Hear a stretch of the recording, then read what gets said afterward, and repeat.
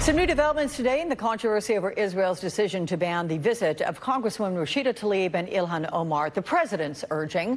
A Democratic aide tells NBC News House Democrats are now considering a number of options to determine what role the U.S. ambassador to Israel, David Friedman, played in that country's decision. Thursday, Ambassador Friedman released a statement supporting the decision, writing that the movement to boycott Israel is, quote, no less than economic warfare designed to delegitimize and ultimately destroy the Jewish state. Join me now, Congressman Steve Cohen, a Democrat from Tennessee, also a member of the Judiciary Committee.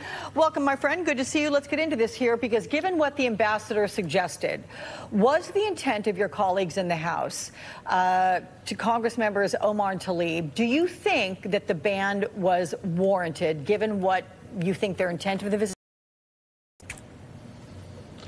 I'm not quite sure what their intent was. They were going to visit in the occupied territories of in Ramallah and I think Hebron and maybe Bethlehem, and Jerusalem, which is partially occupied. And they, I think it would have been good for them to visit, and I think it would have been good if they would have visited Israel. I don't know that Israel proper. I don't know if they were going to or not. I think this has hurt the Israeli government, and it has really helped the efforts of Omar and Tlaib to show Israel as being less than a open, democratic government that encourages and supports tolerance and free speech and free ideas. The only other countries that I know that have banned United States congresspeople have been Russia. Saudi Arabia tried to ban Henry Waxman but relented, and South Africa during apartheid. And I don't think Israel should be in the category with those countries, and I think it was a mistake. And I think it all relates to the election of in September of Netanyahu, who is got problems with getting reelected, and he'll, like Trump, do anything to promote his candidacy over the best interest of his country. And it's a shame that we have politicians now that are more interested in their own political future than their nation's best interest. And Israel needs the United States, and it needs all of its allies, and it needs to have a strong face. And I understand. I voted against the BDS ban recently. So, most all Congress people did. But this gives it legitimacy. In terms of your statement, I'm going to get back to the U.S. perspective, but your statement about how this hurts Israel, Congresswoman Tlaib writes, quote, if you truly believe in democracy, then the close Israeli Prime Minister Netanyahu with Trump's hate agenda must prompt a reevaluation of our unwavering support for the state of Israel. Do you agree with that? Do you think Congress will revisit current U.S. policy toward Israel? No, I don't think we will, because both Democrats and Republicans in overwhelming numbers support Israel. We do not support Netanyahu. We have questions about the ambassador, Mr. Dermer, but those are individuals, and their time will come and go, and Israel needs to survive, and Israel needs to stand as a nation forever. How about the McClatchy report that says Democrats in Congress are considering a statement of no confidence against Israel's ambassador to the U.S., Ron Dermer? I mean, have you heard from your colleagues about that? And even if you haven't, would you support any congressional action along those lines? I haven't heard anything about it. I'm not sure what their logic is, but I'm afraid it plays. We need to be strong, because this is a wrong-minded action by Israel, and it was a wrong-minded action by Trump and/or Ambassador Friedman to engage in it. I could see requesting an IG report on Friedman's responsibilities, because his duty and job should be to facilitate of all Americans, but particularly Congresspeople's travels to the nations that they are the ambassador to. So he might have, it looks like he would have, if he was involved, he violated his duties in the job that the State Department generally does so well. But I don't think going into the floor is a good idea. I think it divides the Congress, it divides the Democrats, it heightens the issue, it gives Trump something to work on. We need to be concerned about removing Trump, and the Israelis need to be concerned about removing Netanyahu.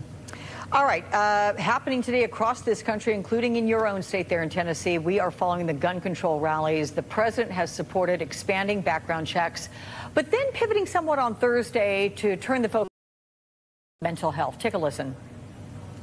We are working very hard to make sure we keep guns out of the hands of insane people and those who are mentally sick and shouldn't have guns. It's not the gun that pulls the trigger.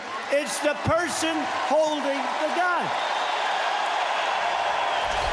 As I said before, that last line there is a classic NRA talking point. But are you concerned the president moves away from supporting background checks? I mean, is this the end of the push for background checks now?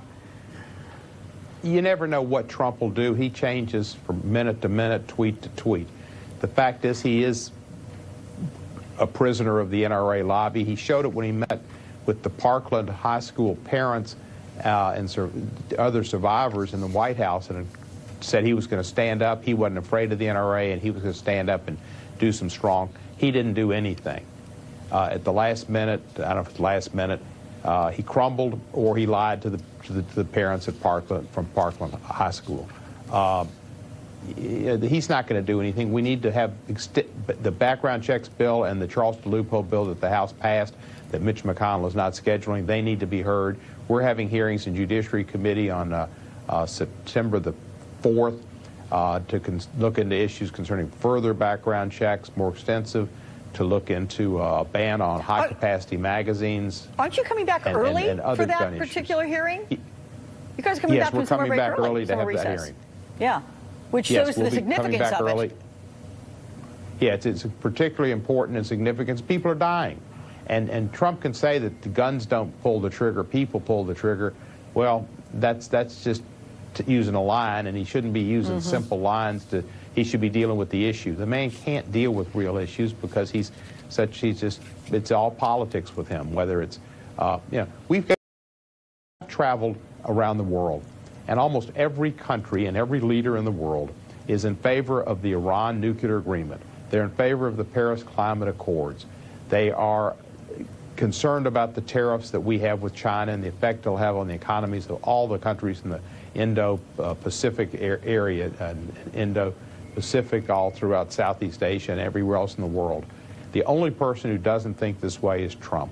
He is out of line with everybody. We should be operating in concert with our allies to bring pressure on China, not acting unilaterally. We should be in the Paris Climate Accord and be concerned about the terrific cost of climate change, and we ought to be concerned and still be involved with the Iran nuclear agreement and not having the tensions that we're having right now in the Straits of Hormuz with the threat to cutting off navigation rights to vessels bringing oil out of the Middle East. So Trump is just out of line, and he's going to stay out of line because his politics come before our nation and it comes before the world's security. We're in a precarious position, and we've got a president and an administration that are not capable of dealing with it. That 800-point drop in the Dow, that was Trump. That was Trump. Instability for sure. Congressman Steve Cohen, good to see you. Thank you so much. Some new details about the days and weeks leading up to Jeffrey Epstein's death, what we know about conditions inside the jail, and how Epstein used his money to his advantage while he was